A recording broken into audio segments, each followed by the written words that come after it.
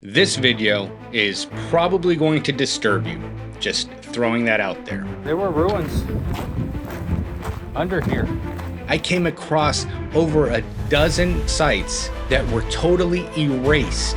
What's lost is important historical context that could have led to a further understanding of our ancient past. The government probably isn't even aware of what's happened to many of the sites I showed you through Google Earth. Either way, they aren't there now. By now, most people are probably aware of the controversy that's come up in the past year at the ancient archaeological site of Gobekli Tepe in Turkey. Basically, the backstory there is olive trees were planted on and near the archaeological site, and this threatens the integrity of the site because the roots of these trees could penetrate through the soil and affect the stones and the construction of the ancient archaeological site, especially since the site itself has only been 5% or so excavated. There's still a lot more there. There was a ton of backlash from both archaeologists and alternative archaeologists, specifically through a lot of social media platforms, and it became a big thing that eventually the Turkish government has indeed removed these trees. If the Gobekli Tepe controversy rattled you in any way, well, just hang on, because what's happening down in Peru isn't just careless, it's catastrophic. And we're not talking about damage here. We're talking about the total erasure of archaeological sites.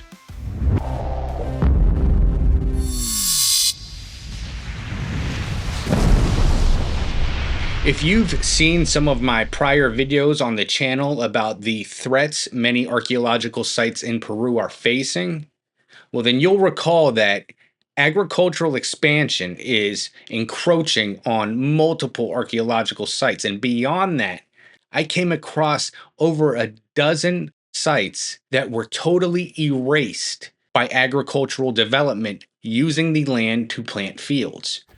Well, it was paved over. So there were ruins under here. And under here or on top. Either way, they aren't there now. Take a look at this location. This is from 2021. Notice these two sections here? Now let's fast forward to 2024. Gone. And this is what this portion here looked like from the drone. Going back to the 2024 satellite image, you can see this upper section here, but when I went in 2024, I guess just a few months after this was taken, this whole section was also gone. And this is just the tip of the iceberg. I've come across over a dozen sites that no longer exist, and it all happened by happenstance.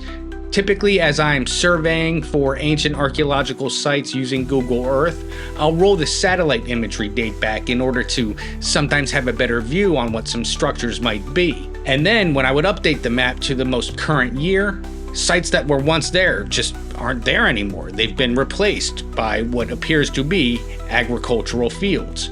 I'm not going to go through every single one, but here are a few to describe what I'm talking about.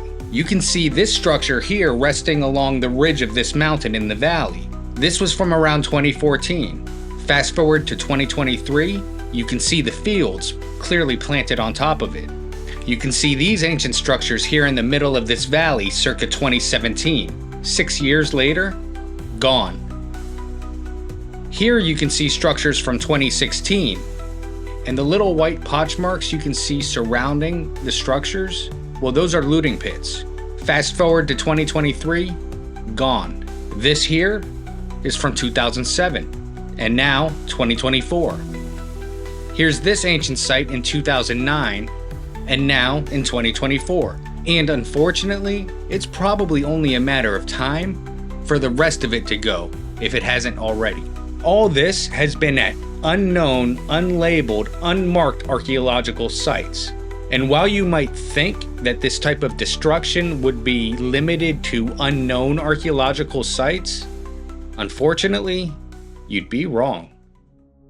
Here you can see a clearly labeled archaeological site, a known one, Pan de Azúcar de Nevin. And just a few years after this, well, here you can see how the agricultural fields are now pushing up against the site itself. And it's not like these cultures were just isolated into the structures that they built for themselves. They occupied the entire surrounding areas.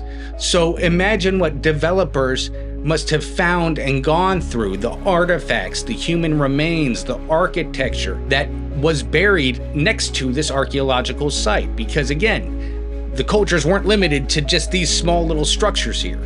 They surely are not provided to any sort of scientific community or group to investigate them or place them in any sort of archaeological context.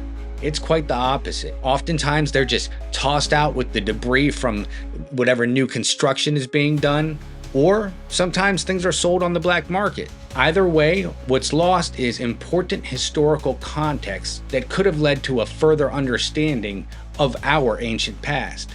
And here's another example of agriculture just slightly encroaching itself upon known archaeological sites. This is from my visit in the Casma Valley to an ancient pyramid complex called Taukachi Konkan. You can see that these newly built fields are inching their way closer and closer to occupying the territory of the archaeological site itself. It was a pretty impressive site nonetheless, and I'll put a link down below in the description to that particular video if you want to check it out.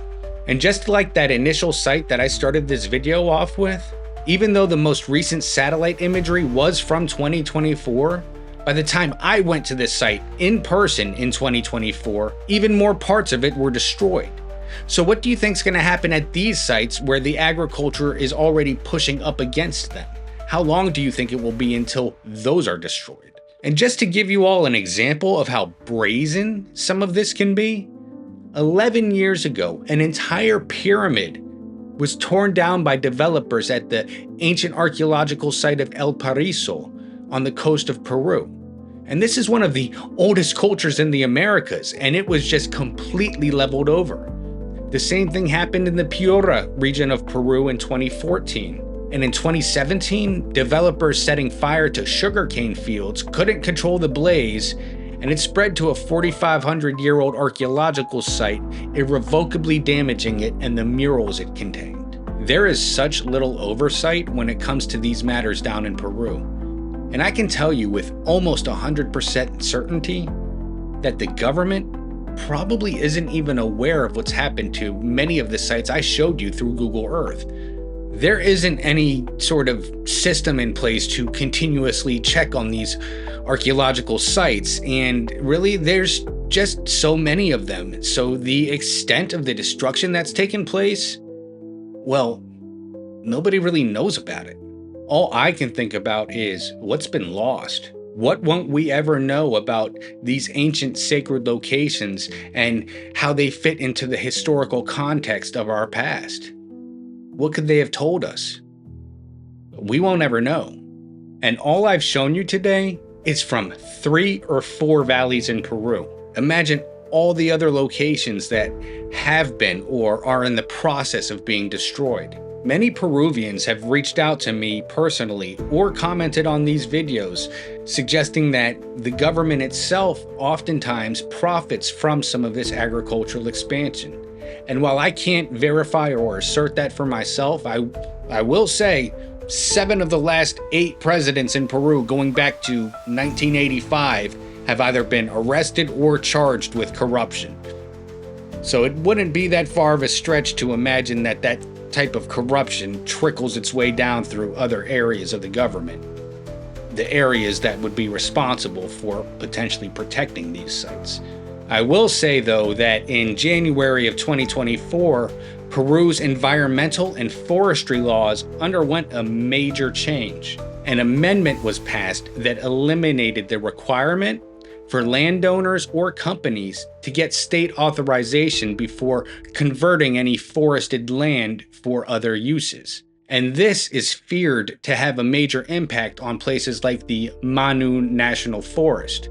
And with all the things now being found in the Amazon thanks to technologies like LiDAR, just imagine what may forever be lost now that companies have essentially carte blanche to go in and deforest the land for agricultural purposes. Oh, and by the way, that amendment also legalized any illegal deforestation that happened prior to January 2024. So anything that has already been done, well, those companies get a pass. This video focused on the agricultural threats to these ancient archaeological sites down in Peru. But if you think that's bad, imagine how much worse it is with the mining industry and how much money and corruption is tied up with that.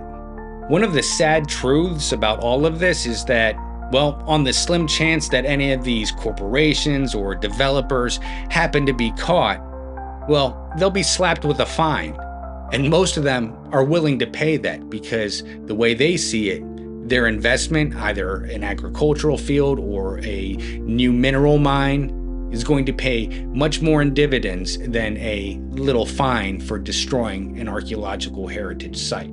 In another shocking decision that was just made this week in June 2025, the government has decided to reduce the cultural heritage protection around the Nazca Lines by 42% to allow for mining.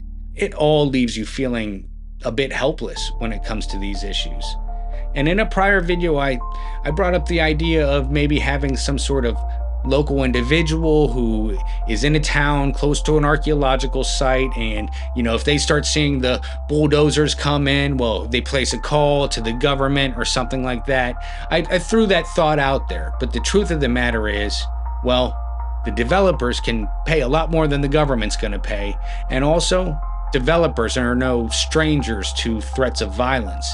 I mean, hell, in this video that I did, I talked about Dr. Ruth Shady, one of Peru's most influential archaeologists, and how she's been threatened for 20 years about the work she's been doing at a UNESCO World Heritage site, and how she was even shot by land developers who were encroaching on the site itself. So these companies are not above resorting to these drastic measures in order to get what they want. And unfortunately, we all suffer for it. All of this is just so backwards to me, and it unfortunately seems like such an institutionalized problem that it's almost become like the status quo with these archaeological sites down in Peru.